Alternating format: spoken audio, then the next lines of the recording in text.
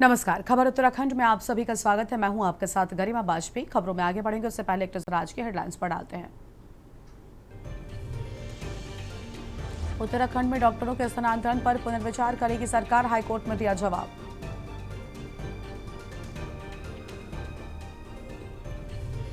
राम मंदिर के बाद बद्रीनाथ धाम में चढ़ावे की चोरी का आरोप, बीकेटीसी चेयरमैन ने जांच समिति बनाई, कार्रवाई का दिया भरोसा।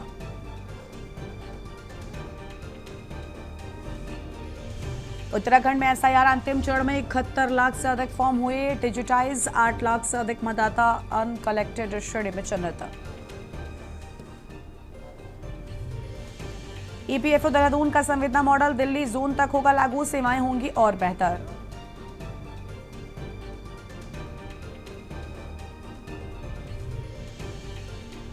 देहरादून के रायपुर में वाइन शॉप के बाहर विवाद, फायरिंग में 2 राहगीरों को लगी गोली, अस्पताल में भर्ती। उत्तराखंड में मानसून ने पकड़ी रफ्तार, आज पौड़ी बागेश्वर समेत 8 जिलों में भारी बारिश का अलर्ट हुआ जारी।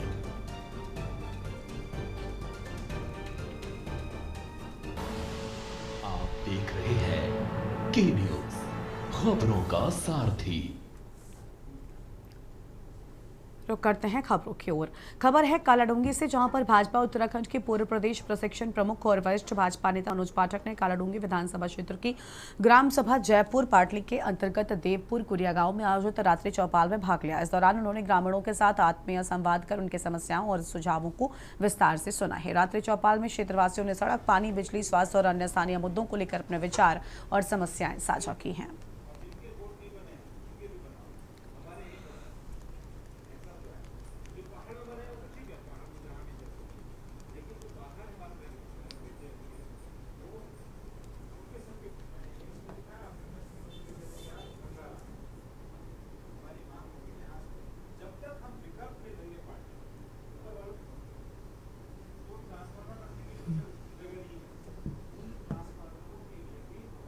आज हमारे घर में यहाँ पर परम आदरणीय श्री मनोज पाठक जी का आना हुआ, बहुत सुंदर, बड़ी खुशी हुई। और जो भी प्रदेश में, राज्य में हमारी योजनाएं सरकार द्वारा लागू हैं उनके बारे में जानकारी प्राप्त हुई।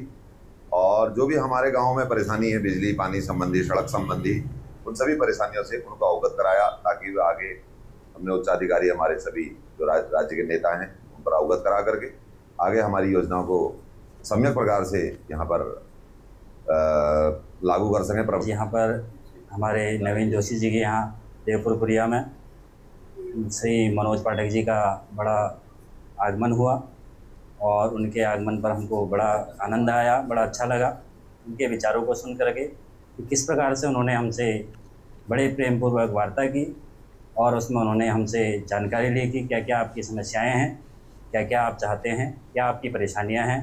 तो हमने उनको बड़े विस्तारपूर्वक अपनी समस्याओं के बारे में समझाया और बताया और कहा कि यहाँ पर जो है मुख्य समस्या जो है बिजली और पानी की है। गांव में बहुत श्रेष्ठ के सम्मानित लोगों के साथ मिलना बैठना हुआ, चर्चा वार्ता हुई और बहुत अच्छा लगा। आगे की भविष्य की योजनाओं पर विचार करते हुए और वर्तमान समय में जो भी दिक्कतें हैं, जिस तरह से हमारे प्रदेश के यशस्वी मुख्यमंत्री श्रीमान पुष्कर सिंह धामी जी और देश के प्रधानमंत्री श्रीमान नरेंद्र मोदी जी योजनाएं यहाँ पर भेज रही हैं।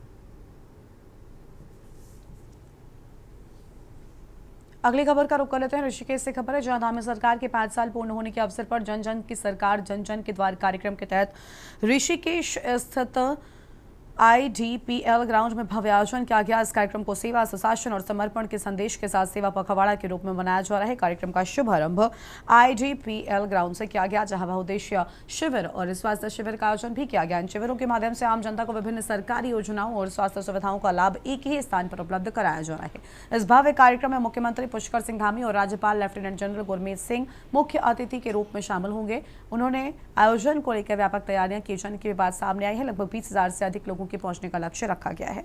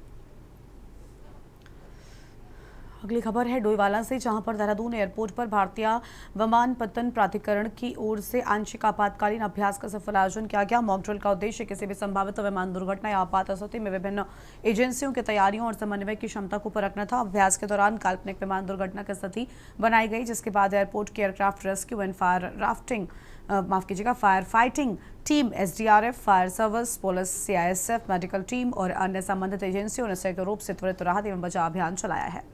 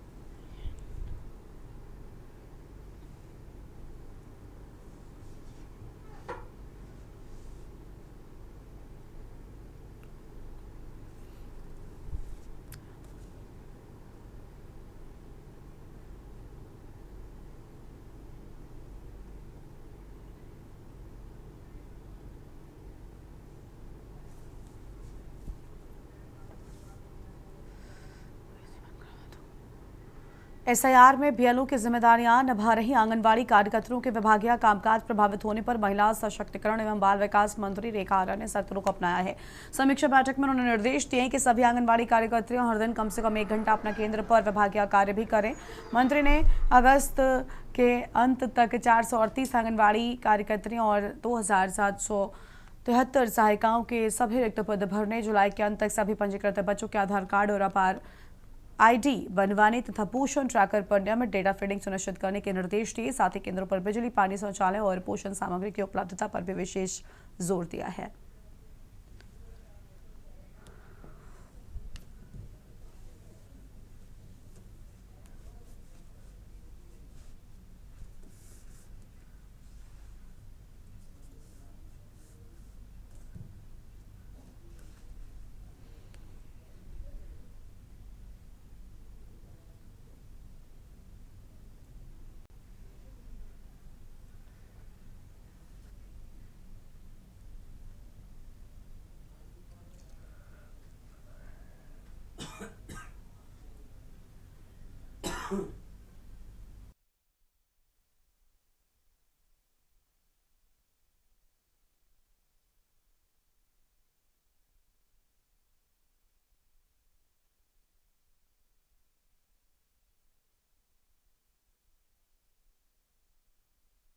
आंगनबाड़ी केंद्रों में संचालित योजनाएं, उनकी समीक्षा की गई है, जिसमें आंगनबाड़ी कार्यकर्तियों को जिस प्रकार से लगातार जो एसआईआर की ड्यूटी भी कर रही हैं, यानी कि वो बीएलओ की भूमिका भी निभा रही हैं, साथ साथ में उनको विभागीय कार्य भी करने होते हैं। लेकिन चूंकि अभी समीक्षा कर रही थी तो ये पता चल रहा था कि विभागीय कार्य जो है वो हो नहीं पा रहे हैं, जहाँ पर भारत सरकार लगातार विभागीय कार्यों की योजनाएं, चाहे वो टीएचआर के रूप में हमारे 0 से लेके 6 वर्ष तक के बच्चे हों, या हमारी गर्भवती हो, या हमारी गर्भधात्री हो, जिनको रेडी टू ईट फूड दिया जाना है, वो समय पर उनको नहीं मिल पाना, या उनको मिल पा रहा है तो उनका फेस रिकॉग्निशन सिस्टम में नहीं आ पाना। और भारत सरकार उन्हीं आंकड़ों को भी टेकअप कर रही है कि जिसमें एफआरएस हुआ है उसी के अनुसार वो आगे के लिए बजट जारी कर रही है।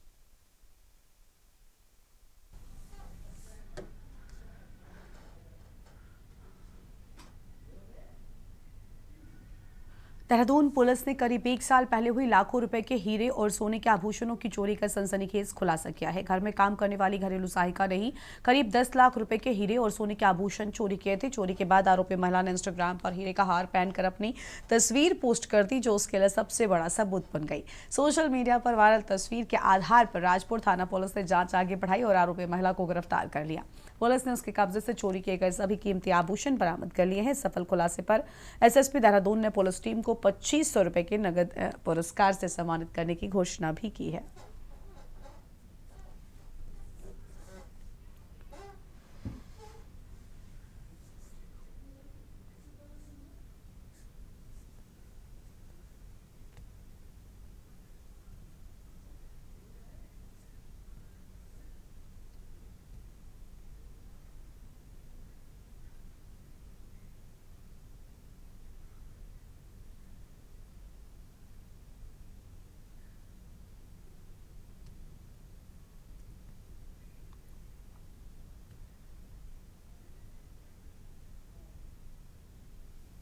कल जो है देहरादून पुलिस के द्वारा 2 बड़ी चोरियों का खुलासा किया गया है। एक थाना राजपुर की घटना है, जिसमें एक पीड़िता के द्वारा जो है FIR लिखवाई गई थी, जिसमें उनके द्वारा उनके सोने का आभूषण और मोबाइल चोरी के संबंध में थी।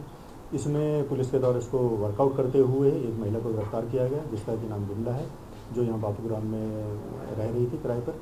उसको पुलिस के द्वारा अरेस्ट किया गया और उनसे जो है घटना से संबंधित जो सोने के आभूषण थे, एक हीरे का हार भी था और एक ओप्पो कंपनी का मोबाइल है, वो बरामद कर लिया गया था। जानकारी करने पर पता चला कि बिमला जो है तकरीबन 1-1.5 वर्ष पूर्व इनके यहाँ जो मेड का काम करती थी और फिर वो बात को छोड़ के चली गई थी। इनके द्वारा ये चोरी की गई थी और इनके द्वारा एक जो आभूषण था उसको इंस्टा आईडी पर उसकी फ़ोटो भी अपनी पहनकर अपलोड कर दी गई थी। राम मंदिर के बाद अब बद्रीनाथ धाम में भी चढ़ावे को लेकर सोशल मीडिया पर कई तरीके के दावे वायरल हो रहे हैं। आखिर इन दावों में कितनी सच्चाई है? मंदिर समिति ने अब पूरे मामले पर अपना पक्ष रखा है, जांच के आदेश भी दिए हैं। बद्रीनाथ मंदिर समिति के सदस्य हेमंत द्विवेदी ने सोशल मीडिया पर वायरल हो रहे चढ़ावे में कथित गड़बड़ी की खबरों को लेकर बयान जारी किया। उन्होंने कहा कि इस पूरे मामले को मंदिर समिति ने बड़ी गंभीरता से लिया है। हेमंत द्विवेदी के अनुसार जिन कर्मचारियों पर आरोप लगाए गए हैं उन्हें स्पष्टीकरण देने के लिए नोटिस जारी कर दिए गए हैं। जांच पूरी होने के बाद अगर कोई कर्मचारी दोषी पाया जाता है तो उनके खिलाफ सख्त से सख्त कार्रवाई की जाएगी।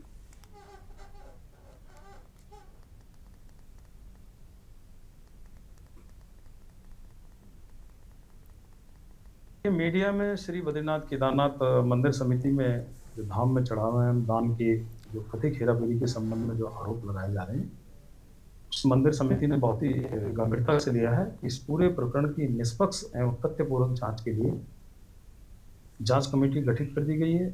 सभी जो कर्मचारी जिनके नाम संस्थान के पैड पर जिस प्रकार से आरोप प्रत्यारोप लगाए गए हैं, उन सभी को स्पष्टीकरण नोटिस भेज दिया गया। उनका स्पष्टीकरण लेने के लिए एक नोटिस जारी कर दिया गया। स्पष्टीकरण तलब करने के बाद जांच पूर्ण होने तक उपरांत यदि कोई भी कर्मचारी जांच के बाद में दोषी पाया जाता है तो उसके विरुद्ध नियमानुसार कठोर कार्रवाई की जाएगी। लैंसडाउन से बीजेपी के विधायक दिलीप सिंह रावत के वीरचंद्र सिंह गढ़वाली को लेकर दिए गए बयान पर उत्तराखंड की राजनीति गर्मा गई है। उत्तराखंड क्रांति दल ने इस बयान की कड़ी आलोचना करते हुए इसे स्वतंत्रता सेनानियों का अपमान बताया है। विपक्ष ने बीजेपी से विधायक के बयान पर स्पष्टीकरण और माफी की मांग की है, तो वहीं उत्तराखंड क्रांति दल के अध्यक्ष ने भी दिलीप सिंह रावत के बयान की निंदा करते हुए कहा कि बीजेपी के नेताओं को पहले वीरचंद्र सिंह गढ़वाली का इतिहास पढ़ना चाहिए। उन्होंने कहा कि बीजेपी को इस बयान से खुद को अलग करते हुए विधायकों से माफी मांगनी चाहिए। यूपीडी ने सवाल उठाया कि अगर पार्टी ऐसे बयानों पर कार्रवाई नहीं करती तो यह राज्य और समाज के लिए चिंताजनक है।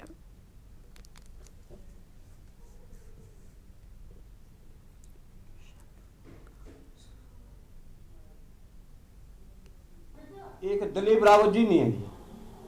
उत्तराखंड के अंदर ज्यादातर भाजपा के जितने भी विधायक हैं ये इस समय बौखला गए हैं और उनको यही पता नहीं कि हमें क्या बोलना चाहिए और हमारी सीमा कहां तक है, किन पदों पे हम। एक जिम्मेदार पद पे बैठा हुआ आदमी और उस आदमी को भारत के अंदर जिसका नाम है, इतिहास में जिसका नाम है, और उस आदमी को कह रहा है कि वो अनपढ़ आदमी था, तो मैं समझता हूं कि उससे ज्यादा अनपढ़ अंगूठा छाप तो वो आदमी है जो उनको ये कह रहे हैं। मैं समझता हूं कि पूरे उत्तराखंड के अंदर उनका नाम जिस तरह से लिया जाता है गढ़वाली जी का। और यहाँ पर रुकेंगे एक छोटे से ब्रेक के लिए, जल्द लौटेंगे। आप देख रहे हैं के न्यूज, खबरों का सारथी। ब्रेक के बाद आप सभी का स्वागत है। सबसे पहले आपको राजस्थान लेकर चलते हैं, बलोतरा, जहां प्रधानमंत्री नरेंद्र मोदी पहुंचे हुए तस्वीर आपको दिखाएंगे। डॉलर प्रति बैरल तक पहुंच गई थी। आयात के रास्ते भी बंद थे। दुनिया के देशों में डीजल पेट्रोल की कीमतों में 40 से 50% का इजाफा हो गया। कई देशों में तो डीजल पेट्रोल कोटे के आधार पर मिलने लगा था, लेकिन भारत में एक दिन भी ऐसे हालात नहीं आए। अफवाहें बहुत फैलाई गई, लोगों को डराया गया, भड़काया गया, राजनीति के खेल खेले गए, लेकिन जिनके इरादे गलत थे वो सफल नहीं हो पाए। दूर सुदूर इलाकों में भी छोटी मोटी अड़चनों के अलावा सप्लाई की कोई बड़ी चुनौती नहीं आई। अप्रैल से जून के बीच ही अकेले डीजल पेट्रोल में 75,000 करोड़ रुपए से ज्यादा का घाटा कंपनियों को उठाना पड़ा। यानी एक नई रिफाइनरी बन जाए इतना घाटा सहना पड़ा, और इस घाटे को पूरा करने की जिम्मेदारी सरकारी खजाने से उठाई गई। हमने प्रति लीटर 10 रुपये की एक्साइज ड्यूटी भी कम की और बहुत ज्यादा बोझ जनता पर नहीं पड़ने दिया। साथियों, युद्ध के इसी समय में भारत की दूसरे देशों के साथ जो दोस्ती है ना, वो दोस्ती भी बहुत काम आ गई। जब ये संकट शुरू हुआ था, उससे पहले भारत 25-26 देशों से ही ईंधन का, ऊर्जा का आयात करता था। लेकिन संकट के समय भारत की डिप्लोमेसी का जलवा दिख गया। दूसरे देशों के साथ हमारे अच्छे संबंध इस संकट की घड़ी में बहुत काम आए। युद्ध के दौरान ही भारत 40 से ज्यादा देशों से ईंधन मंगाने लगा। भारत ने दुनिया को स्पष्ट संदेश दिया कि हमारे लिए राष्ट्रहित और राष्ट्र के नागरिकों का हित सर्वोपरि है। नागरिक देवो भव, ये हमारा मंत्र है।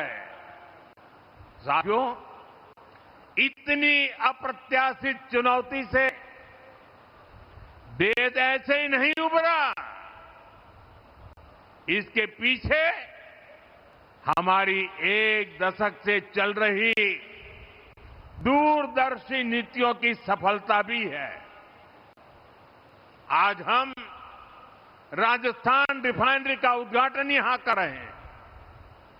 हमने 2017 में इसके लिए एमओयू साइन किया था, लेकिन 2018 से 2023 तक राजस्थान में कांग्रेस सरकार रही।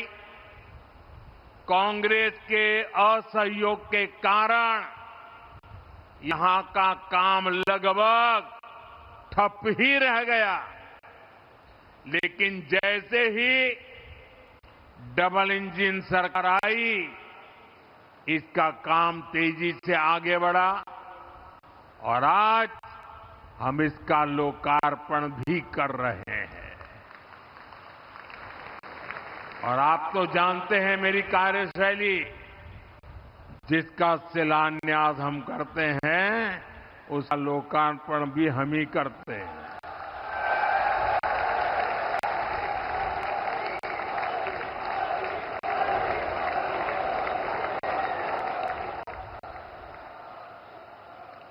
इसी तरह भारत ने अपनी रिफाइनरी क्षमता को लगातार बढ़ाया है। अमेरिका में पिछले 50 वर्षों में एक भी नई रिफाइनरी नहीं बनी है। यूरोप की रिफाइनरी क्षमता लगातार कम होती गई है। वहीं भारत आज विश्व की चौथी सबसे बड़ी रिफाइनरी क्षमता वाला देश बन चुका है। और हम यहां रुकने वाले नहीं हैं। आने वाले वर्षों में ये क्षमता और भी बढ़ने वाली है। इन्हीं प्रयासों के कारण भारत सदी के सबसे बड़े ऊर्जा संकट से लड़कर उबरा है। साथियों, दुनिया में युद्ध और अशांति से हमारे किसानों के लिए भी चुनौतियां पैदा होती है।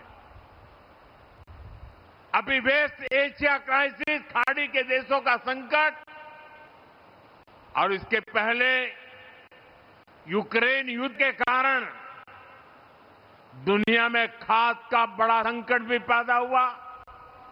फर्टिलाइजर के लिए समस्या पैदा हो गई।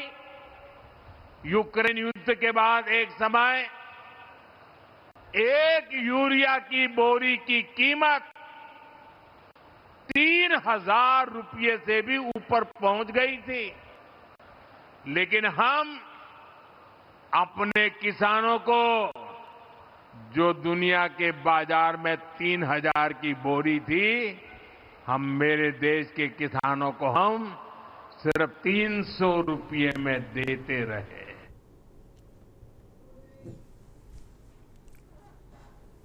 आप सुन रहे थे प्रधानमंत्री नरेंद्र मोदी को, जिनकी ओर से हम बातें कही गई। इस बुलेटिन में इतना ही। तमाम बड़ी खबरों के लिए आप देखते रहिए के न्यूज़ इंडिया। नमस्कार।